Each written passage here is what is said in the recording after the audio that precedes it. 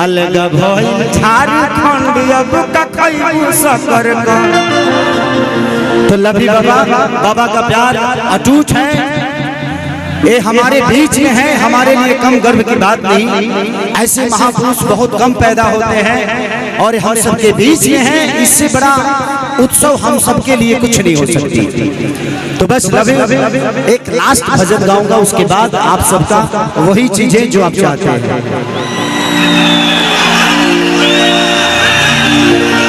कि कमर डैमेज नहीं कर रही गारंटी के दा। तो बस कि जो मेरा हाथ मैया हर बन के कोजलिया,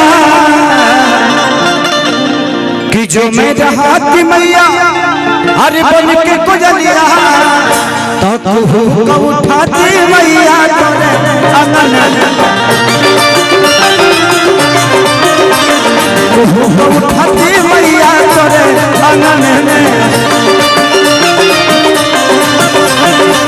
जो मेरा हाथ मैया बन के कोजलिया, जो मेरा हाथ मैया बन के कोजलिया, उठाती मैया तोरे अंगन में, उठाती मैया तोरे अंगन में।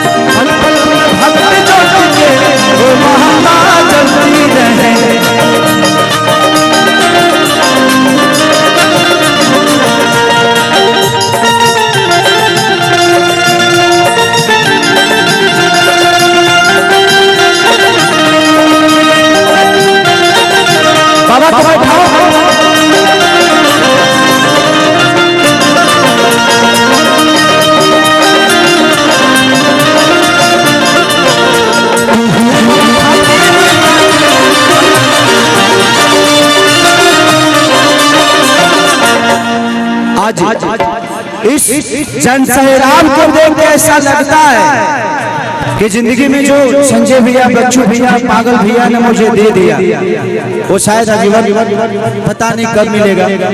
क्योंकि आप लोगों की मोहब्बत ने आज मुझे लगता है कि 5 लाख पब्लिक से मिलवा दिया। जब मैं आ रहा था तो पूरा रोड जाम था, यहाँ आने के बाद कैसे कैसे आप लोग यहाँ तक। लेकिन उससे बड़ी बात आपकी व्यवस्था बड़ी प्यारी है, यहाँ के प्रशासन बड़ी प्यारे हैं, यहाँ के हमारे बाउंसर बड़े प्यारे हैं। वो अलग बात है कि लोग अपना वीडियो बना रहे हैं अपना काम धंधा छोड़ के। सिकिया के बिन आसन लगई थी, वही माई तो है बैठी थी।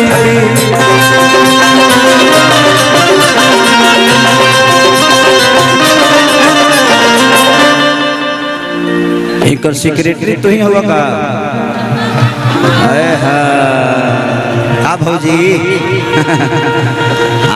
अब बुझा गल कि रात रात भर कहाँ बात करे ले, तोहरे से बतियावे ले। सिकिया के बिन आसन लगई थी, वही पे माई तो है बैठी थी।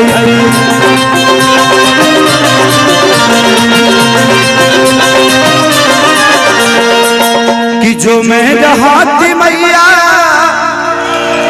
तोहरे पाँव के पैजनिया, कि जो मेरा हाथ मैया अरे तोहरे पाँव के पैजनिया, तो क्षमा उठाती मैया तोरे अंगन में, क्षमा उठाती मैया तोरे अंगन में।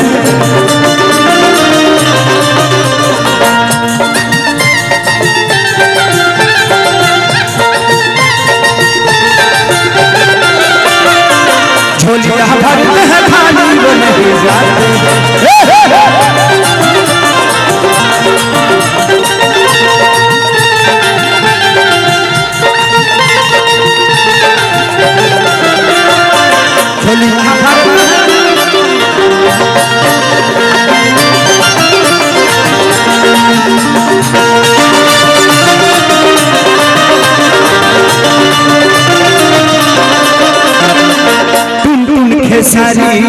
कहरी गुहारी हो पूजिले मैया चरनिया तुहार हो।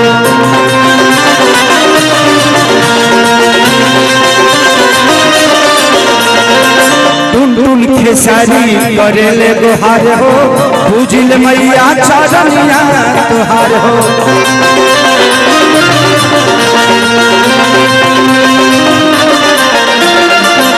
कि जो मेरा हाथ मैया तोहरे माथे के बिंदिया, कि जो मेरा हाथ मैया तोहरे माथे के बिंदिया, चले के बाद तो चमक उठाती मैया तोरे